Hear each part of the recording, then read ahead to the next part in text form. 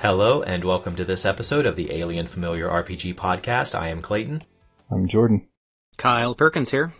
And before we get started, you can find show notes and more at alienfamiliar.com. You can email us at alienfamiliarmedia@gmail.com. We are on Facebook at facebook.com/alienfamiliarmedia. And if you would like to help us out with hosting this show, you can do so at patreon.com/alienfamiliarmedia, where you can help us out with hosting costs, and any help you would be able to give us would be greatly appreciated. Clayton, you have really nailed that spiel, man. That was fantastic. That was pretty solid. Why, thank you. I've only said it 94 times.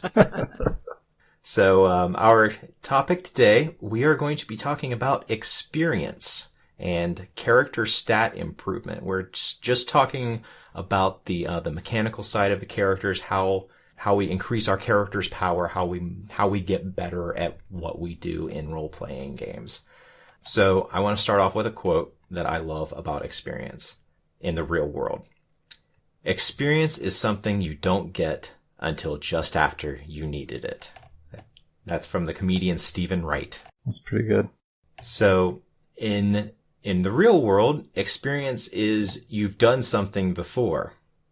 But in role-playing games, experience is this quantitated thing in the game that reflects that you've done something.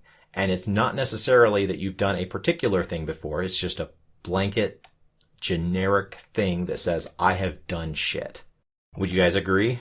Sometimes it can be, I've just shown up for the shit, if you're awarding experience by session, but yes, I agree. Yeah, that's the best one. Show up and sit quietly and get a level.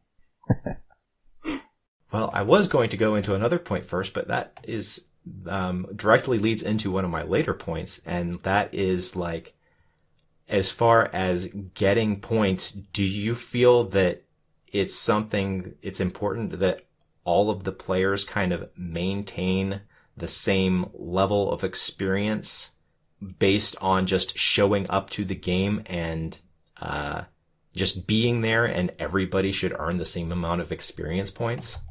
I don't. But I understand why it pretty much always has to work that way, and I'll let you know when I come up with a better system. But yeah, I've thought about this a lot over the years. I can't think of a way that doesn't lead directly to favoritism that would negate the problem of, the one lazy player leveling up at the same rate as the one active player. I don't think that's fair. If you look at experience as a form of reward for, succeeding in your role-playing activities, then it seems like there's a problem with free riders, I guess. But I mean, the best system that I've seen that does that mechanically without requiring any arbitration from the dungeon master as far as like specific XP rewards or whatever, would be like in the Chaosium system, or I think some version of Traveler works like this, I think, where you mark skills that you use, and then either that unlocks the ability to spend some XP to increase that, or it allows you a roll. That's how Call of Cthulhu worked and Stormbringer and stuff, to get a chance at increasing that skill because you tried it and either failed or succeeded. Sometimes they give you that for failing. That was an interesting thing about Stormbringer, is that the way it kept you from arbitrarily getting infinitely awesome at something is that on your roll to improve at the skill, you had to roll over what your current skill was, and that's a percentile-based system. So, when you're brand new at stuff with a 25% success, it's hard to succeed. And then when you make your check to improve at it, you have to roll 26 to 100 to add, like, I think a D6 or something is what you would add to your total skill for your improvement roll. But then once you get up to, in the 90s or whatever, it gets progressively less likely that you're going to be able to improve. Beyond that point, there's a leveling of mastery that happens. So I like that system a whole lot, but that's the only one I've ever seen really handle it very well. Yeah, I really wish there was a way to incorporate the Call of Cthulhu method of leveling up, like you just described, into other games, because I love the idea that you can only level up the abilities that you've used. Yeah, and I guess for being completely clear, you would never get to the point in that game where, okay, you've hit that last 100 roll, and then you add your d6, and then you just stop. I think your intelligence acted as this sort of buffer. You'd have to roll.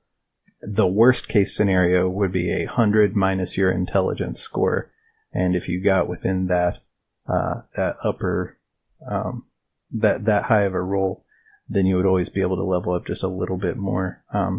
They might have decreased how much you level up in some editions, though. I don't know if you got the full D6 or whatever, or D10 or whatever it was the whole time. But yeah, theoretically you could keep leveling up forever, but they put a pretty solid break on it at the end. And then, of course, it's always up to the DM to determine, when you've reached that juncture in the narrative where people have time to sit down and reflect and, do their leveling up ritual. Before we get too far into the weeds on specific systems, I kind of want to talk about the pros and cons of having players at different levels. If we're going to talk about experience for doing something in the game, experience for showing up, how do you earn experience? That's all really important stuff, but why is it good, and why would it not be a problem to have players at different levels? You're asking this rhetorical question of why is it bad to have people at different levels? And I will be honest with you, I feel that it can be a strength of the game if the players are at different levels, because they've gained them at different rates. I cut my teeth on 2nd edition D&D, and it was baked into the rules that that's how experience points worked. Each class had not only different amounts of experience points they needed in order to reach their next level, but based on your class, you gained experience points at a different rate. You had different things going into your experience points. For instance, warriors always added experience points based on the hit dice of the monsters that they defeated. Rogues gained a percentage of experience points based on the amount of money that they stole. Wizards got bonus experience points for casting spells and things like that. And that was on top of the fact that a rogue only needed 1,200 experience points to go from level 1 to 2, but a wizard took like 2,600 to go from level 1 to level 2. The only experience I have in a game where players were different levels drastically, like there's been a few games where some players have missed some sessions, and it's just been a tacit understanding that, well, you're not going to get that XP, but you're only like one level behind, like nothing major. But I've talked about it before on this podcast in the Old World of Darkness, Vampire the Masquerade. Well, heck, it was actually all the systems. There were mages, vampires, werewolves, etc. LARP that I did briefly at DragonCon one year. There were brand new players rolling around, myself included, alongside, often, in fact, almost exclusively, unfriendly is not the right term, but antagonistic player characters that were wildly more powerful than you, to the point where if they wanted to fuck with you, there wasn't a damn thing you could do about it. And sure, that can happen in any game. The DM throws an extremely powerful boss that you can't quite fight yet or whatever. But in this case, it's not a DM controlling those engagements. It's potentially some really shitty players, or just kind of uncaring players rolling around doing what they want to do, damn any other player who gets in their way. And that sucked. That's terrible. Did not like that. You're going to have that with any kind of system, though, where the characters are not 100% on the same power level. Like, you could have bullies, in a super balanced D&D game where one of them just happens to have a slightly better magic item or something like that. I think that's more a player problem than a game system problem. To kind of go back to the question of having people at different levels and like how they get that way, like people missing sections is the most common way for somebody to fall behind. And I feel like it's fine to have somebody who is a little bit lower level than the rest of the characters in the party, just to reflect that they weren't there for everything. But then on the other hand, I struggle with it because, well, in one way, I could be punishing that player because they had real life issues that come up, and everybody sitting around the table completely understands that, like, shit in life comes first, and sometimes you can't make it to play a game because life is hard at times. And yeah, having a player a little bit behind is fine in the game, but as a friend, I'm like, man, I don't want to punish my friend in this game for not being there because life was hard and they don't have the cool things that the other players have. I'm not sure it's so much punishment as it is just not rewarding them. And I see what you're saying, and I've definitely struggled with the same thing many times as well, but I mean, I guess personally, I wouldn't expect to get experience for game sessions that I don't show up to. It would feel kind of cheap and has felt kind of cheap when that happens anyway.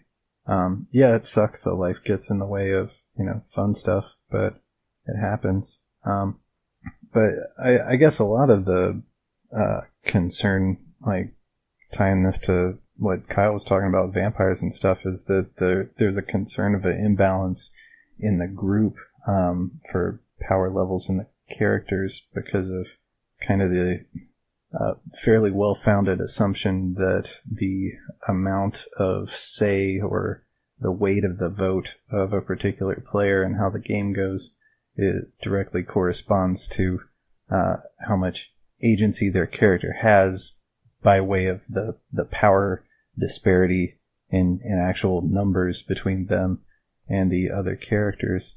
But, I mean, then you have to factor in, like, how the game system itself balances things, like Dungeons and Dragons has a very particular and fairly steep power curve level to level. You get 5 levels difference between two characters, and it's pretty much a foregone conclusion who would win in a head-to-head. But other games are, the experience is a nice to have, but it's by no means a guarantee that somebody who's highly experienced is gonna take out 50 low level, whatever that means, adversaries. You know what I'm saying? Even if it's not a head-to-head situation with, player versus player, there are some other difficulties in having, like, when you're at, like, 5 levels in D&D, yeah, you're right, that's a pretty large imbalance. And having players at those different levels, not only is it a bitch for you as the DM to design content that the higher level players will find challenging and the lower level players won't find deadly, but you're also going to have, just by virtue of that level imbalance, higher level players, Jesus, tongue twister, being able to do the bulk of the lifting, even if they don't intend to push the lower level players to the sidelines. It's just kind of, game theory, I guess, is the right turn of phrase. If someone is higher level, they're going to be better at something, and the party will gravitate to having that person do the thing instead of the player that is only level 5 instead of 10 or whatever. I don't have a problem with that mechanically or from like a game theory perspective, I guess, or from a narrative perspective, because as far as game theory goes, what you're describing is power leveling, and like I started role-playing same as Clayton with 2nd edition, and it would be a common thing that, I'll make my, first level ranger and jump into a group where everybody's, 8th and 10th level, and tag along when they go off to fight a, young adult red dragon or something, I'm going to stand way back in the back and just shoot my bow and hope for crits, and everybody else is going to do the heavy lifting, and then I'm going to get this ridiculous amount of XP for one encounter that I never could have got and survived on my own at that level. And after a few of those, you quickly start getting closer to parity with the rest of the group. Also, it's worth mentioning that in older D&D, this doesn't happen anymore. I guess people got upset about it, but it was much more common for stuff to take levels from you. There were monsters that, just had an attack that was take a level from you, or there were curses or, spell malfunctions or whatever. Any number of things could dock you a level. So it wasn't a guaranteed moonshot trajectory like it is now. You could also spend XP on stuff, like magic items and things would cost XP to make. Or just casting wish cost XP to do. Yeah, exactly. So I asked the question of like this level disparity reflecting in the game, and I'll be honest, I have never seen level disparity affect a player's agency in a game. The thing that I have always seen affect a player's agency in the game is whether or not there is a more dominant player at the table. And it doesn't matter if that one player who is more socially dominant, I mean, they could have been 15 levels below a meek player, and that one socially dominant player would always be calling the shots. Yeah, I think you're absolutely right about that. I'm not sure that that's necessarily always a bad thing, but yeah, ultimately you're a bunch of nerds sitting around a table regardless of how high the numbers on the respective pieces of paper happen to be. And that isn't to say that conscientious, talented players couldn't make those level imbalances fun. But I do believe that most people aren't going to be happy sitting on the sidelines picking away at a dragon or taking a backseat in social interaction, feeding ideas and information to other players so that, mommy and daddy can do the heavy lifting. That would get pretty old, I think, for most people pretty quickly. But on the other hand, I suppose if you're awarding, and we haven't even talked about this yet, but if you're awarding XP, even split, then sure, you're going to kind of rubber band up pretty quickly to catch up. But we haven't even talked about kind of XP as a currency that much. We touched on it. I just want to say one thing before we switch over to talking about that. I have been the player whose character has been a few levels behind the others, actual D&D levels, and I've been in encounters where my character is vastly underpowered and would go down in a single hit from the thing that everybody else was fighting, and it is a rush as a player to actually get through that combat and be lucky that the thing didn't turn its attention to you once and blast you with a ranged attack or something that could take you down. I feel like as a player, there is a certain amount of fun in being the player who is so far behind. The only time when I have been upset with the difference in power level is when everybody has been the same class level, but then another player has used splat books or whatever to just make his character ungodly powerful. Yeah, I think when you're the new kid in the group and you're way behind everybody else, you pretty much just have to embrace the suck if you're going to have any fun, and think about it what would it be like if in some weird turn of events I wind up running with a bunch of fucking Navy SEALs. I'm just going to be an idiot who's trying to stay alive while these guys are, highly effective, capable warriors around me, and hope to God that I'd somehow make it out. And I mean, you see that in movies too, there's always the bumbling character that gets rescued somewhere along the way and joins up, and then their arc is becoming an effective character. You know, that some scene where they get a stab on a monster and it's like, I killed one, woohoo!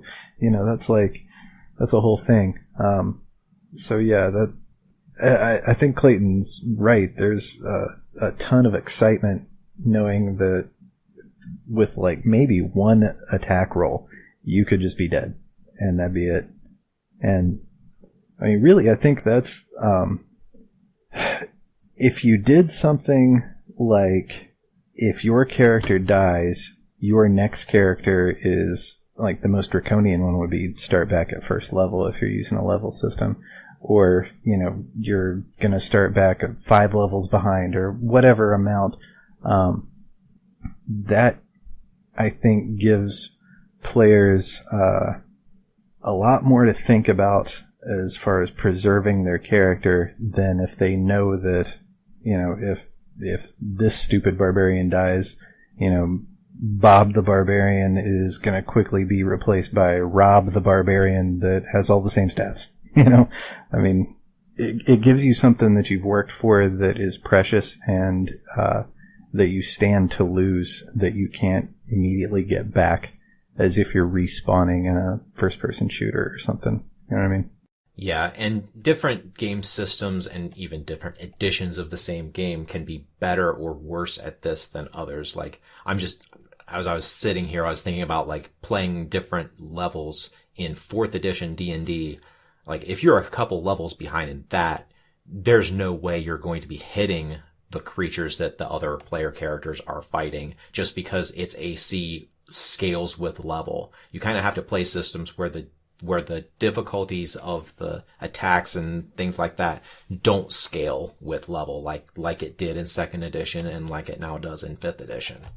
Yeah, the high fantasy stuff is the worst for that kind of thing. The more gritty, realistic kind of thing you get into, the easier it is. If you're in World of Darkness or if you're in Stormbringer or Call of Cthulhu, like some dark fantasy stuff, whatever, or Traveler, everybody's not that much different than anybody else. Like, some people just have a few more options than others do. Those are the games I enjoy playing the most anyway. All right, now I guess we can start talking about when experience points is a resource that you can spend, when it is a currency in the game. And that's kind of how, Jordan, you designed Apocalyptias, where you gain experience, but then you actually have to spend that experience. And the Storyteller and World of Darkness system kind of does the same thing, where when you gain experience, you're not just accumulating it to reach certain thresholds, you're gaining it so that you can then spend it on the abilities that you want to gain. Yeah, I think basically there's probably only about maybe 4 different ways to do experience for character progression. Like, you've got the really old school 2nd edition D&D kind of thing, where it's just a total that you're accumulating, and then you get a set prescribed number of bonuses and abilities and whatever, and there's no player choice and no customization, really. That's the most boring version. You've got a more customized version that you see starting with like skills and powers and stuff like that, and picked up a lot in 3rd edition and so on, where it's just a tiered thing, and then you get a few different things that you can select at each level. Maybe not every level, maybe a lot of levels are just the same as every other character at that level, but somewhere along the way you're going to have a few customizations. So that's 2. Then you've got the one we described before that's all action-based, the Stormbringer, Chaosium kind of system. It's not level-based at all. It's based on what you do. But then there's the more World of Darkness-based kind of stuff where it's just this total pool of accumulated knowledge and grit and whatever that you can then dole out as you like to the various facets of your character. And there is no linear progression. Now, there might be like prerequisites. You might not be able to just spend a shitload of XP on one Omega power just because you happen to have it, you might need a couple of things to get there, depending on what the system is. But yeah, I like that. I don't like class systems, and I don't like level systems. And I think they're way too tropey, and they are pretty much just straight jackets for your creativity. And stuff like multi-classing is pretty much just a band-aid solution on this stupid problem that shouldn't exist in the first place. I mean, I'm not going to go on a tear about class because that's not what we're talking about here. But yeah, I think it's much more interesting if you can get an idea, and then the system itself gives you the options over time to shape that thing, versus walk along this path and bang against the walls at every step trying to express yourself through this rote progression that some game designers decided for you. So that was 3 of the ways of leveling up, and I've been following along on my list of 5. The ones you've described, I have labeled as level-based progression, activity-based progression, spending points to increase stats, and then I have milestones, which is just reaching goals in order to level up, and then just the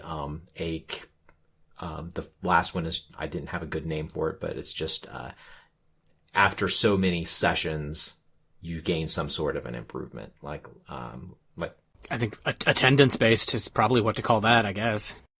I guess there's 2 different things that we're talking about here, because it sounds like you've categorized them according to like the pace of reward, whereas I was thinking about it as like the option trees, or system of choices that are present, or lack thereof, that's presented to the character. So those are like 2 very tightly coupled, but also can be different systems that are like the same. We're talking about the same thing from 2 different angles, I think, right? Yeah, and like really 3rd edition D&D used all 3 that you described whenever you were leveling up, because they had the experience points in order to gain your suite of abilities that you got whenever you leveled up. You had some spending points in the form of skills, and then you also had your ability to select feats and stuff like that whenever you leveled up. So you had in 3rd edition D&D, you had a very big combination built into a single system. Yeah, I think I liked the level of customization that I got in 3rd edition more than what I have in 5th. There's a ton of improvements in 5th. I'll definitely not quibble about that, but for my taste, I prefer, I guess, Pathfinder is bearing that torch now. That much more granular level of control that you have versus what 5th edition offers. But that's me. That's my taste. Yeah, you're kind of giving up a plethora of choices in order to have not so many opportunities to completely screw over your character build. Yeah, and I really don't like how we no longer have feats tied to character level, total character level. How it's at a set point, the ASIs within the class leveling. I think that's kind of garbage, personally. Just in a few of the different builds I've tried to make, I don't know, there's some really good feats out there, and it doesn't make sense that I could make a 10th level character that's like level 3 in a couple of things, and 3 things, level 1 in 1 thing, and I just don't have any feats. Just none. Not a single feat. I'm halfway through my career. Oh, can we talk about a little side topic with experience, and that is retraining? That's something that certain systems allow, and I personally prefer, but is by no means a guarantee. And what do you guys think about retraining skills and whatever, and what that might represent narratively? I like the idea, but I don't know if I've ever seen it done in a way that I'm satisfied with. By retraining skills, you mean essentially losing your effectiveness at something and becoming more effective at something else? Yeah, I mean, moving your points around. On a lot of game systems, I think it's fair to say that the default is that whenever you put a point in a skill or something, it's just there forever. But there are game systems where, as you level up, you can move some of those things around. There were previous editions of Dungeons and Dragons that let you retrain certain skills. But yeah, like, do you guys like the idea? Do you guys think it's?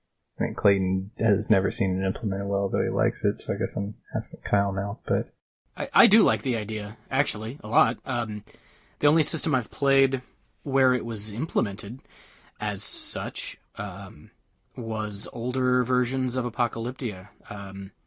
If you didn't use a skill or something in a while, then how did that work exactly? Remind me. It's been several iterations ago.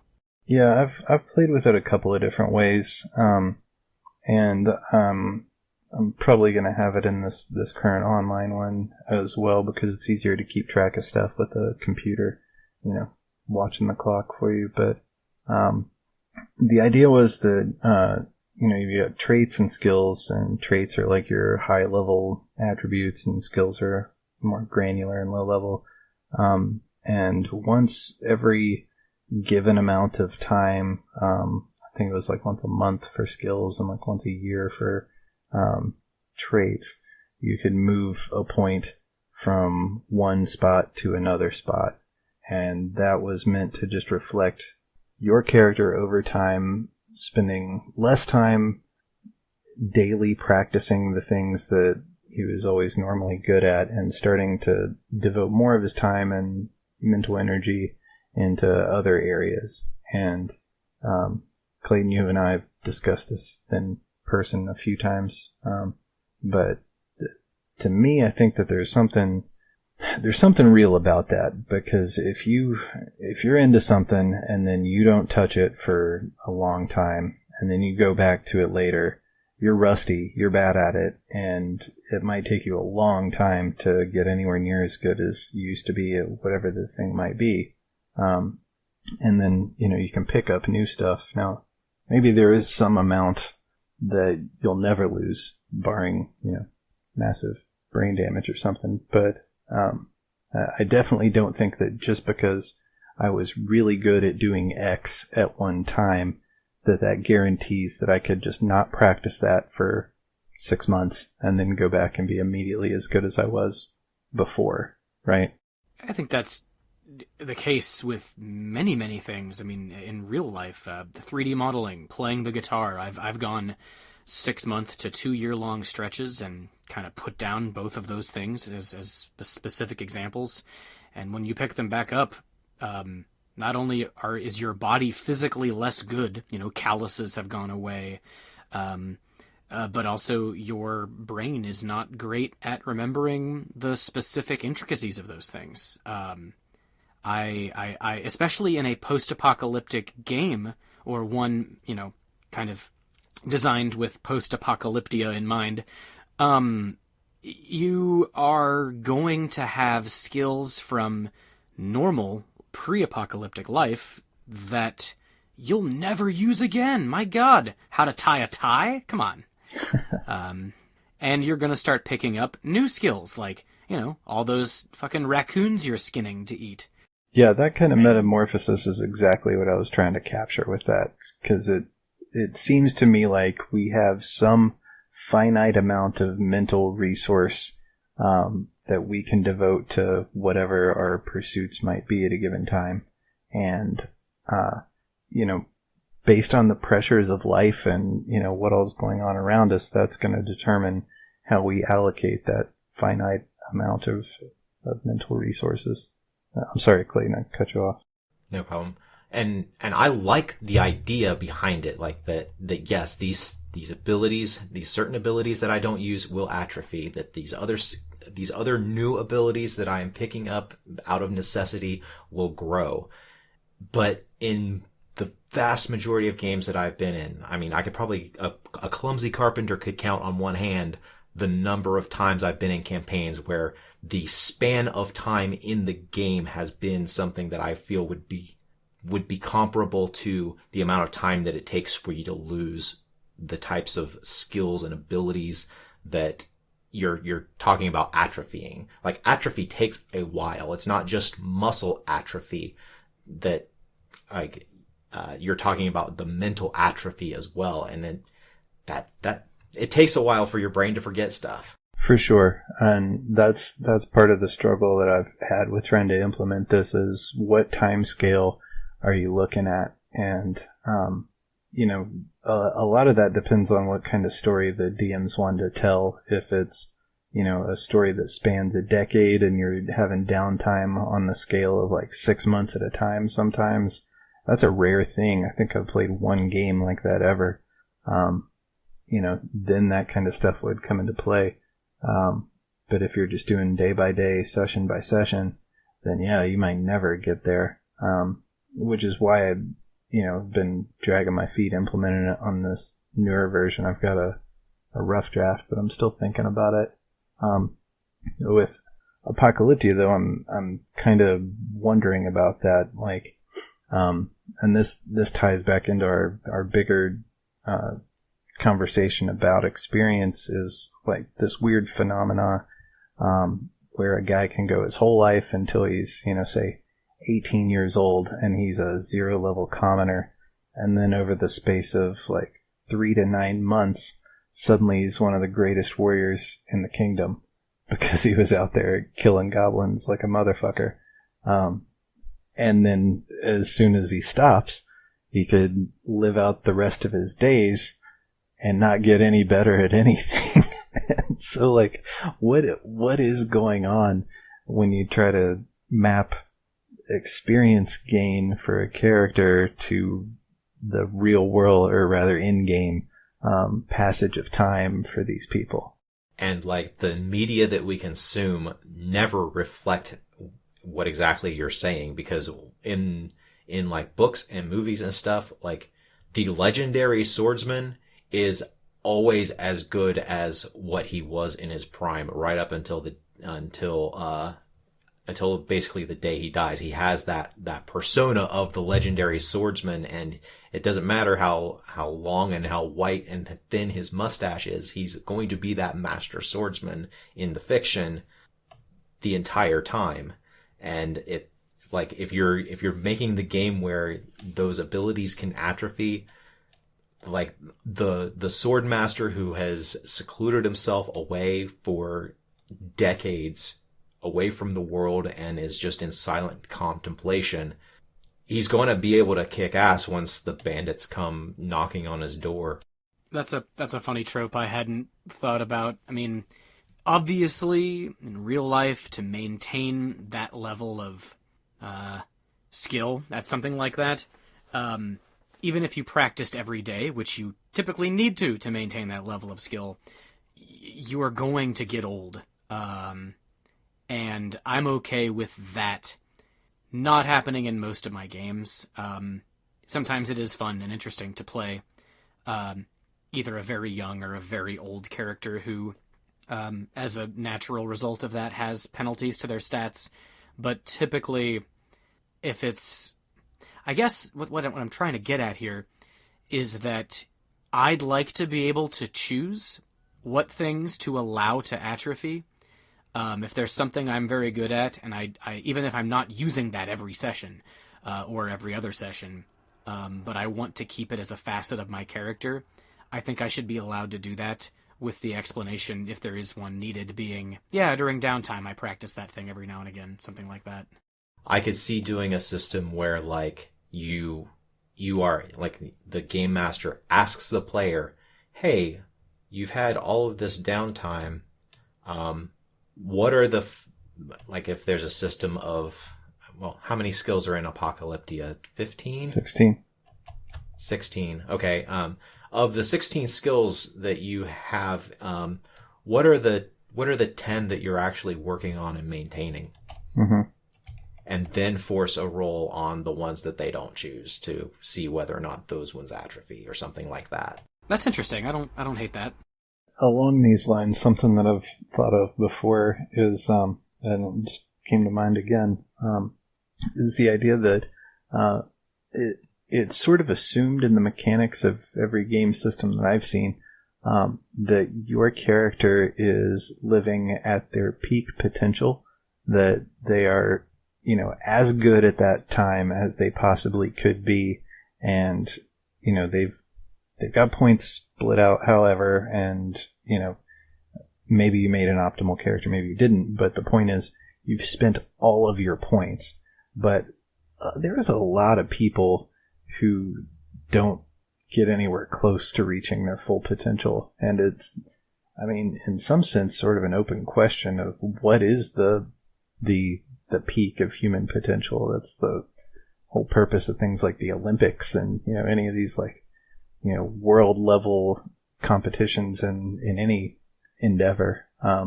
So I could see, if you're trying to express realism, probably most people that you meet are going to have this huge pool of unspent points that's just wasted potential because they've been too busy watching Netflix. They've been too busy eating potato chips.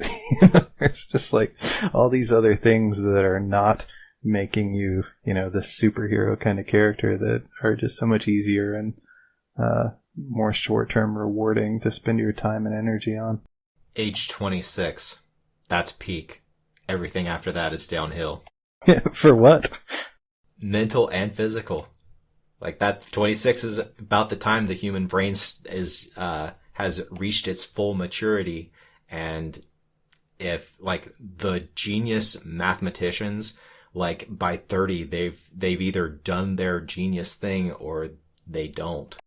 I'm not sure that you could set that as the peak for all endeavors, though. I could see artists are probably ones that continue to get better until, into their later years. I would bet a lot of academics who are historians or things like that are probably getting better with time. But the physical things, yeah, you're probably right. And for some of the, for things like mathematicians, yeah, maybe. I don't know.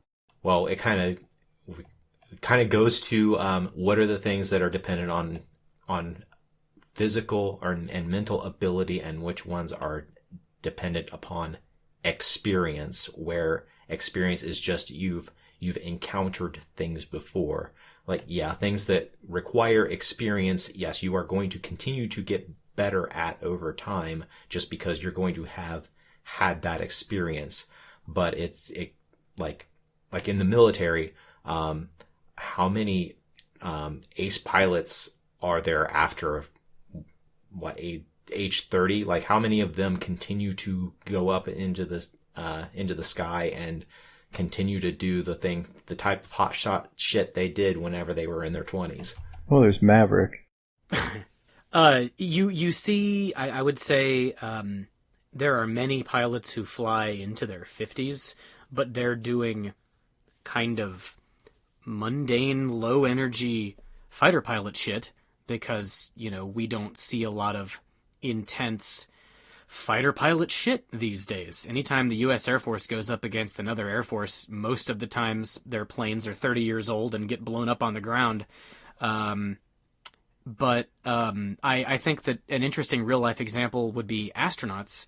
There are a lot of extremely successful regular astronauts, and maybe not in their 50s, but in their 40s, which, always surprises me. Gives me a little bit of hope for my fat ass. You'll get there one day, Kyle. Buddy. So I kind of want to steer a little bit into how and when to award experience, because I personally have a pet peeve as a player and a DM. I hate giving out experience points during the session. One, I can never remember to do it, and two, when I'm the DM, I hate doing those calculations during the process of the game. It's like, okay, guys, we just got done with this fun combat. Give me a couple minutes to add all these numbers up and divide them by however many people there are in the group. And now you guys can add them to your character sheets.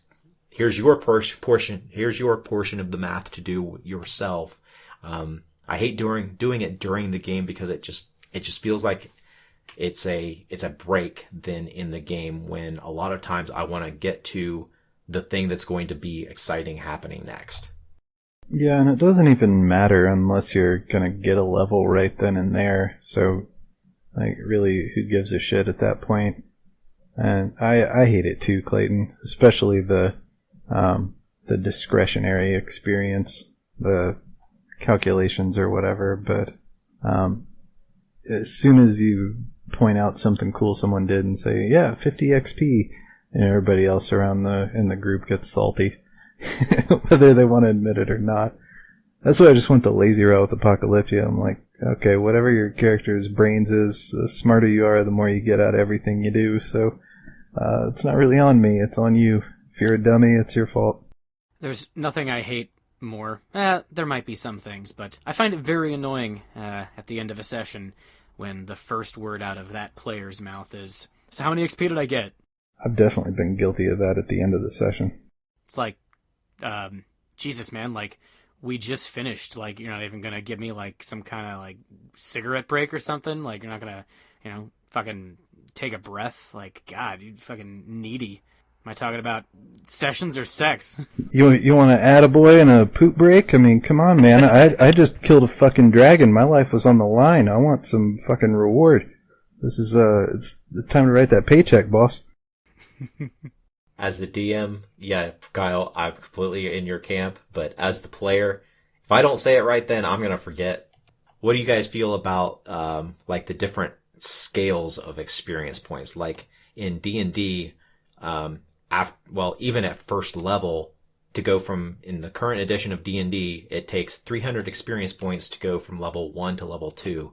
In, like, Savage Worlds, at 80 experience points, you are the top tier in the world at what you are doing.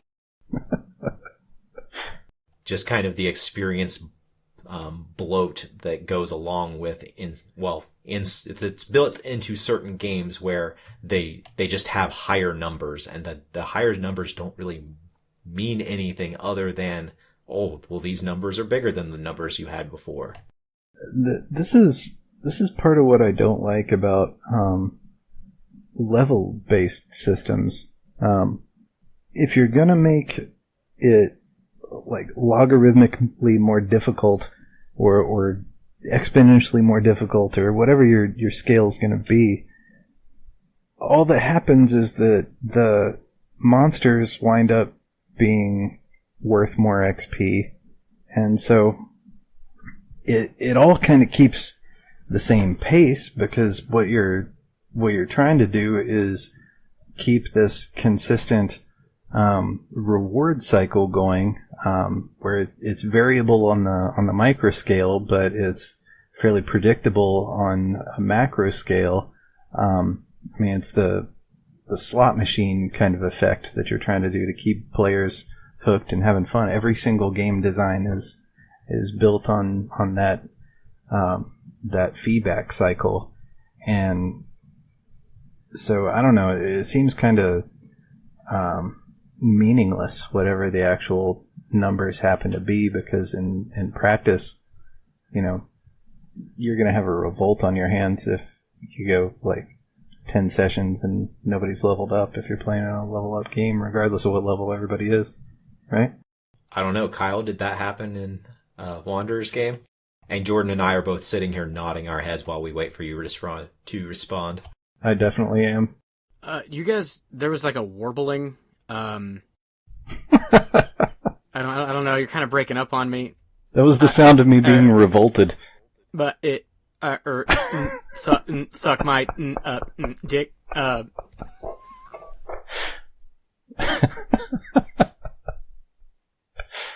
That's all I have to say about that.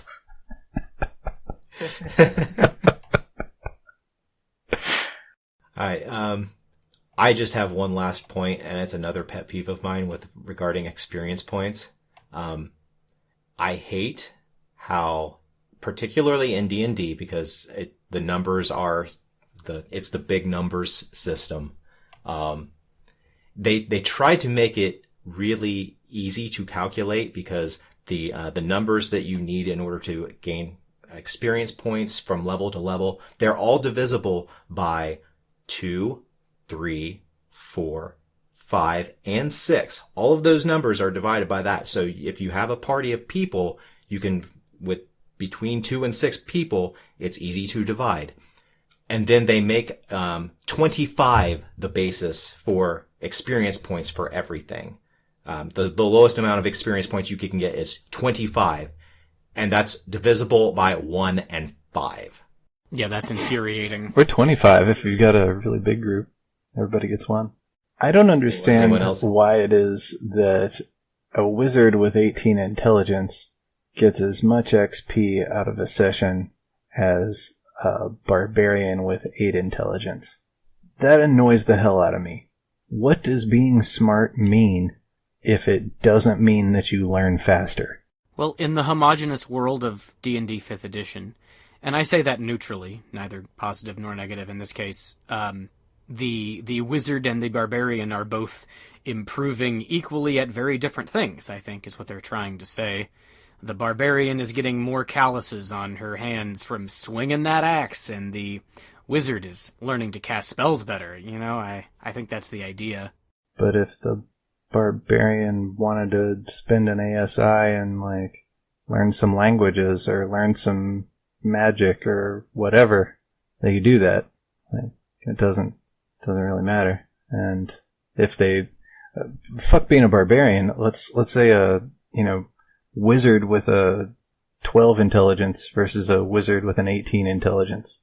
They're gonna level up at the same pace, doing the same stuff. One's gonna be slightly more talented than the other one, but they're gonna get to, level 15, 20, whatever, at the same rate if they're doing the same things. I think that's dumb. I don't like that. That's me personally. I don't know. And that is that philosophy there reveals a flaw in, like, the I've seen a couple of systems use where whenever you fail at a task, you get a check mark and you check to see whether or not you've increased in that ability. The Apocalypse World system does that, where you have to fail a roll in order to gain experience points. And in that system, dumbass characters who are doing things that they're not good at, they level up those abilities so much faster, and the necessary abilities like swinging your sword that a fighter would do every single time, they're actually less likely to increase that ability. So if you simulated that out on a computer over time, that would mean that everybody would tend towards the same, like, mid to upper level proficiency on a long enough time scale, right? That you'd slow way the hell down. This is sort of like the Chaosium thing that I was talking about earlier, except it sounds like where you top out might be lower than where Chaosium puts you. And one of the differences, it sounds like, might be where, like, how quickly they reach that built-in equilibrium state, right?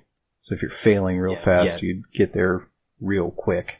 Yeah, and in the Apocalypse Engine stuff, like, it's usually either a 1 or 2d6 roll system. So the modifiers that you are using are actually pretty small in order to have a big impact. What are the modifiers like in that game? Like a 1 to 3 or something like that? Yeah, something like that. So what's a typical difficulty, like a 4 or 6? A 4 to a 6 is a partial success. Or, hang on.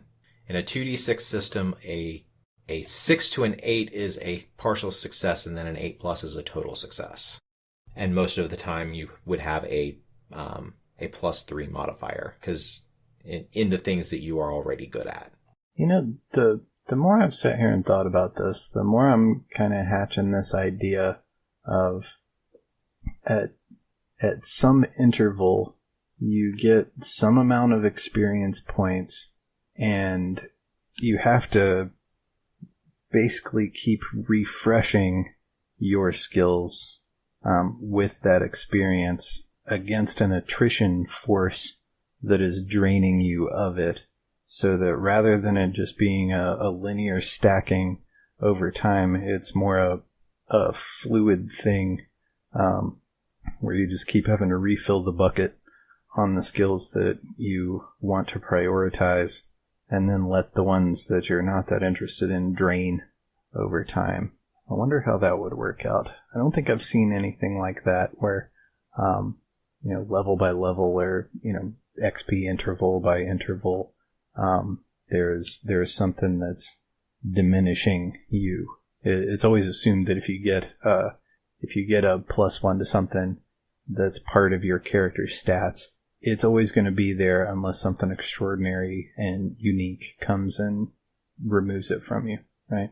So if I'm hearing you correctly, maybe something like like each time you would level up or increase abilities or something like that, there would be some sort of a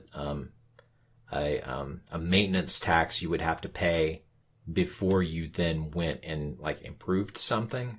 Is that kind of what you're thinking? Yeah, maybe like every time all of your skills automatically drop by 1, and then you get some bulk amount of skill points that you can allocate to either fill up or replace those that you lost, to simulate that you're maintaining at those, or spend extra to simulate that you're focusing on those more. And if you choose not to, then that's just the natural atrophy over time of, de-emphasizing those things in your life. And if you don't do anything with it, and choose just to not spend those points, then you become the guy in your parents' basement who never made anything of himself and is just a bunch of wasted potential. So, wait. So you're saying that in this hydraulic system that is your character, you're never gaining any new fluid? It's the same fluid kind of balancing around to different places, essentially? Well, I don't know. I mean, over time, you might get more. Maybe not. Maybe there's some things that you can buy, like in, I guess in Apocalyptia terms, I would relate this as abilities, or in D&D, you'd call it feats or whatever, but certain things that you might always know how to do, but you might be better at it or worse at it depending on how much practice you put into it. Like if you learn some fancy sword technique, or a new language, or whatever, how to drive or how to fly a helicopter, let's say, you might never forget completely how to do it, which is what Clayton's point was on some of the stuff when we talked before. But the skills that are powering those roles that are still required are not going to be as high as in terms of the static bonuses they have, if you aren't constantly replenishing those things. And yeah, maybe there is, something sort of mirroring the proficiency bonus tiers from 5th edition, where you do just net get better over time in the amount of XP that's coming in, but you're constantly having to manage it and decide. But I don't know, this is just something I'm brainstorming here in real time, and I think there'd have to be limits on it, but I think taking 1 point off per increment keeps it from having ridiculous, unrealistic swings where the brain surgeon forgets everything about medicine one session and suddenly becomes awesome with machine guns. I don't know. What do you guys think? I think this could be developed into something that would work for Apocalyptia, but I don't want to spend the entire rest of the episode debating that. We're about an hour. Are we ready to move on to geek things? The only other thing I'd want to postulate, and if it's not interesting, maybe we'll just call it, but like on the topic of kind of wildly experimental methods of rewarding XP, any, I guess, swinging away from kind of a nuts and bolts crunchy system and more into a like abstract or like fluffier system. Any other weird stuff you've encountered, or oddball ideas you guys might have for allowing a player's character to grow and allowing that player to feel more powerful as they progress? I mean, other forms of in-game reward? Well, no, because that's a different topic, but I guess reward as it specifically applies to allowing a player to feel more experienced and more powerful. Well, I personally liked the second edition Dungeons and Dragons way of doing things, where every class was sort of playing, or at least every category of class was sort of playing their own sub-game. I remember playing rogues back then, thieves, and really having a good time, like not worrying that much about the combat, but doing the stuff I'm good at. And same with playing a wizard, like you got your particular concerns, and it doesn't matter how big a crit the fighter got on the dragon. I'm over here going through this old tome, and that's like what's cool to me. So I think that part of the stifling sensation of like the modern D&D XP system is baked into them trying to make it the same experience for everyone, no matter what it is that you're doing, the participation award kind of thing. But that always made me feel like I was doing something really cool and unique. I've never played a system quite like that. It's certainly intriguing. Clayton, I think I have a question for you, Clayton. Do you know why it was? Right. Do you know why it was that dwarves and elves and whatever else were not allowed to level up all the way back in second edition? Just because humans are supposed to be like the ones who are running everything, and that was the way that they explained why the Elven Empire wasn't the thing that was controlling absolutely everything, because elves were so long-lived and they had the opportunity to reach 20th level and have an entire army of 20th level fighters and wizards. They capped it so that humans in the story could be the big movers and shakers. That's my understanding. Raw human supremacy? Yeah. I guess the only other experience system, maybe the only one that really matters to me in the long run, would be the Jimi Hendrix experience. Been saving that all episode.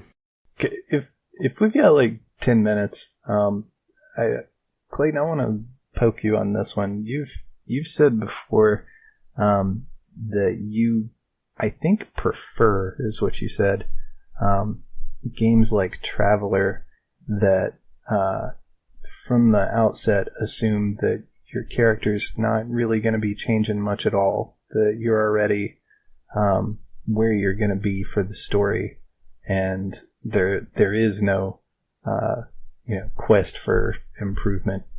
Am I mischaracterizing your position there? That's pretty accurate. Why? Well, most of the time I'm playing these games to play a particular character that I have in mind, and I hate having to play for 10, 20, 30 sessions in order to finally be that character that I want to play. I don't like having to wait to be a powerful necromancer at 9th level whenever I'm starting out and I have a D4 hit die and a house cat can kill me. I so rarely want to play the hero's journey.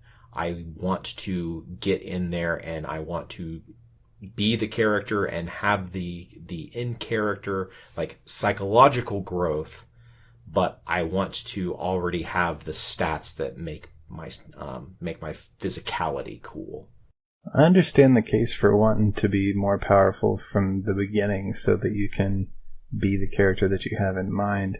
But it sounds like you're also opposed to increasing proficiency over time from that point.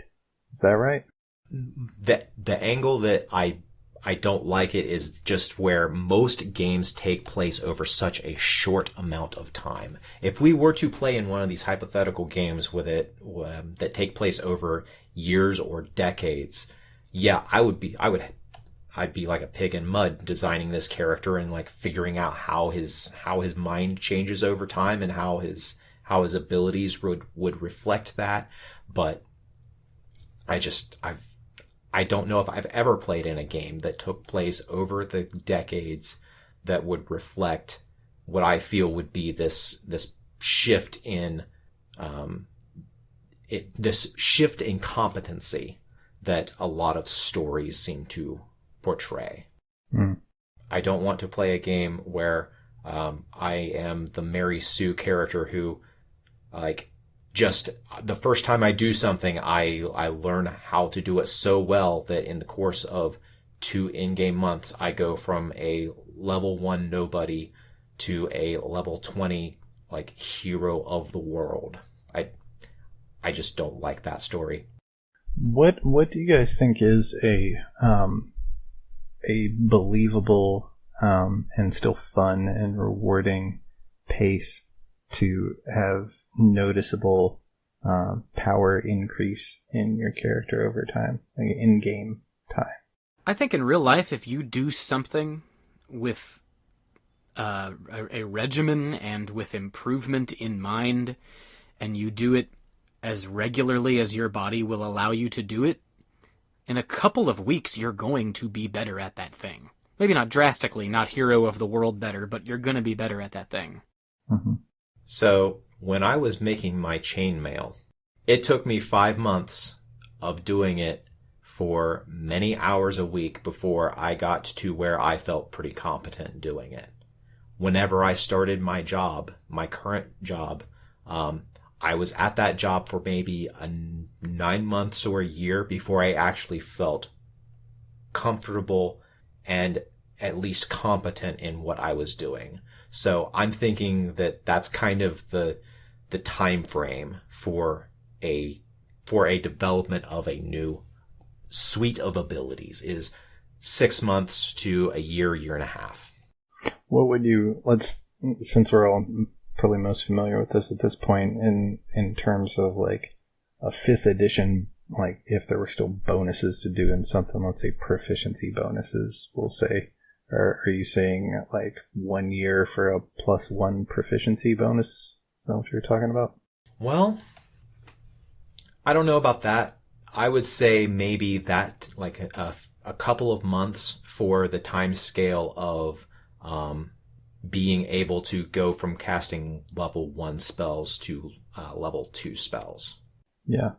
And there is also something to be said about the whole learning under pressure thing. You know, it's one thing picking stuff up as a hobby in the evening after you get off work. It's another thing having to do something day in and day out to survive, right? So that'll accelerate it to some degree. Yeah, but then there's also, like, particularly I'm thinking of Dungeons & Dragons spell system, where you have these different tiers of spells that you can cast. Like, yeah, I can understand just getting to the point where you are able to fire off the spells that you know more quickly, but I still feel like it should take more time to get over that hump of, oh, it finally clicked in my mind. I now know how to cast 3rd level spells. I now know how to cast Fireball. Yeah. I think a few months is probably, if the closest thing that I'm ever going to have that resembles anything like magic is programming. And if I think about the particular kinds of things that I learn and, you know, what parts of those are self-contained enough that they might constitute something like a spell in Dungeons and Dragons. Yeah, I think like maybe 2 to 3 months to like really get solid at something and be able to like start tweaking it for different purposes and whatever. That's probably about right. I know the only time in my life where I've worked out with regularity. I believe it's been a while now, but I believe it was within about 3 months. I like glanced in the mirror once and noticed like, oh shit, I look a little bit different. That is not to say that I was more traditionally like in an RPG sense stronger. I did not feel that my strength stat had increased. I'm not going to go out there and start like, picking up fucking tires and throwing them around. But those types of like body metamorphosis things, I think, are on the order of a few months. And after, a year to 2 years time, I might have actually noticed an actual strength stat increase, perhaps. But I, quit. Did you spend those points in something else, or are those wasted potential points? Well, let's see. That would have been around the time I went through a bad breakup, and I learned to be really confident in bars. Just started going and drinking a lot, so yeah. Those kind of switched around. A little bit of carouse. +1 to carousing. Hell yeah. Uh-huh. Are we ready to move on to geek things? Sure. All right. Yep. I've got 2 YouTube series that I've been watching. The first of them is Cynical Reviews, YouTube channel. They have been they've started a series where they are watching the guy is watching and then critiquing all of the god awful Dungeons and Dragons officially licensed movies. Well, wait a second. There's more than just the one with Marlon Wayans? Yeah, there were 3 movies in that series alone. Are you fucking kidding me? Then we add the animated movies. Well, I've seen the Dragonlance cartoon. Is that what you're talking about? Yeah, the Dragons of Autumn Twilight with Kiefer Sutherland as Raceland. Mm-hmm. And Lucy Lawless was in it too. And yeah, I watched that very shortly after it came out, and yeah, that is shit. Yeah. Like, absolute shit. They managed to horrendously blend hand-drawn animation with computer animation. Oh yeah, they butchered my favorite D&D setting of all time. So thanks, Kiefer. I'm sure it was his fault. Those live-action movies, were those Uwe Boll? No. The first one was actually a theatrical release. Wow. The second one, I think, was straight to video. And then the third one, I want to say, was straight to Sci-Fi Channel. Oh, I think I saw the Sci-Fi Channel one, actually. Oh, man. That one would have been The Book of Vile Darkness. Good lord. Which, personally, I think it was the better of the 3. Wow. I'm going to have to look these up. The first Dungeons & Dragons movie, just called Dungeons & Dragons. The second one, Wrath of the Dragon God. And then the third one, The Book of Vile Darkness. Do they all have Marlon Wayans in them? No. The first one and the second one has the... now I can't remember the actor's name. The character is the guy with the blue lips who has the things that come out of his ears. Yeah, I remember that. Whenever he's intimidating that chick. Yeah. He's in the first 2, and then I think the third one didn't have anyone carry over. That'll be it for my geek things. I'll save my other one for later. Jordan, you want to go next? Sure. I've got 2 YouTube channels that I've been watching a lot of lately. I don't know if these have ever been brought up on this podcast before, but they're a hoot to me right now.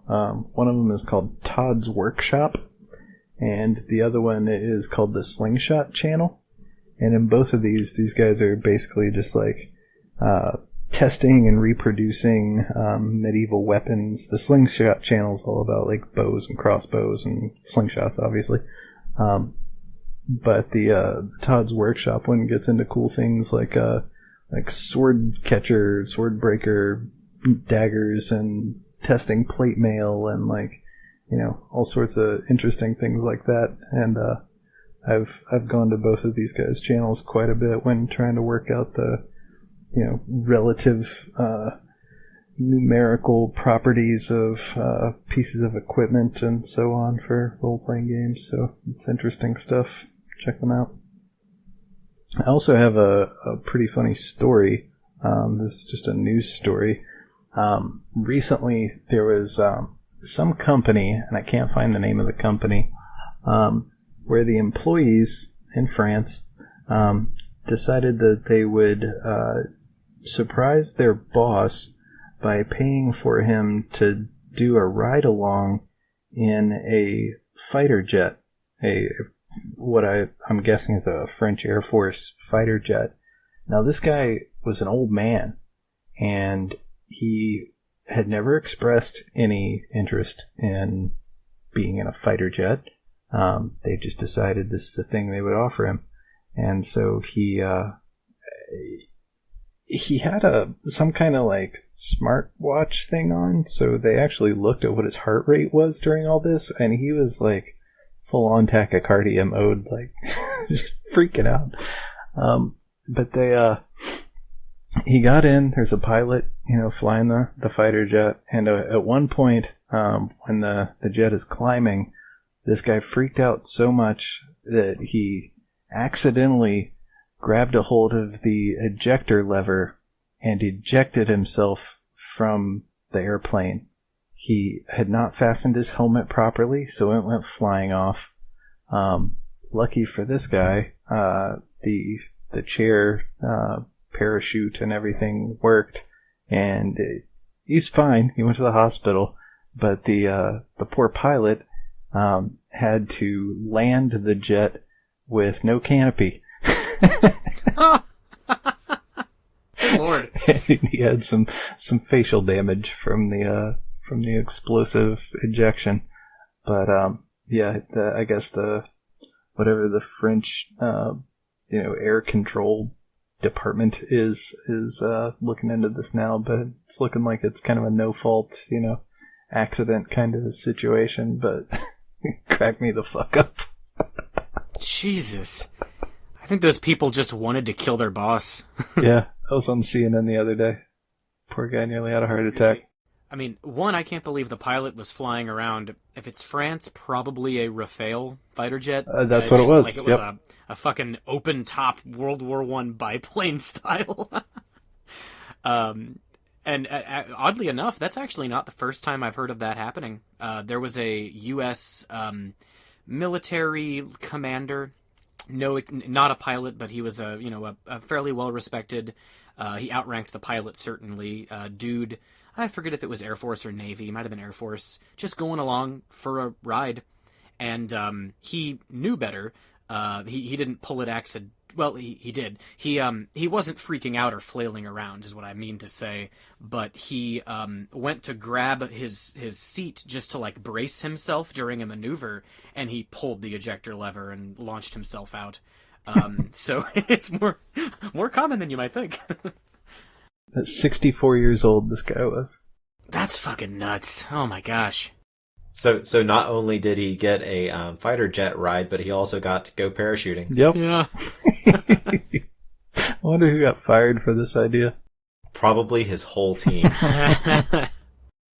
So the only thing I have geek thing wise, I've been playing the original Deus Ex, one of my favorite games. I've never beat it actually, but I love that game dearly. And I'm going through it again, and I'm trying to do a completely non-lethal playthrough. So the tranquilizer mini crossbow and the stun prod are my best friends right now. I've been using pepper spray a little bit. I never used that in previous playthroughs, but it's really funny to see what I think it was 1998 predicted we would look like in the future, going through a global pandemic. It's similar. They got some things right. You know what I beat the other day? That I never thought I would. Fucking Contra 3 for SNES. Oh damn, dude, that's a hard game. Dude, that shit's nuts. It is just fucking nuts. And I did not get the non-lethal victory on that one. Yeah, I would think not. Contra game. Just the first one, the hard one, like forget about it. There's a hard mission after you beat the straight up one. Anyway. Well, guys, what do you say we stop this bullshit and start rolling some dice? Digitally. Click.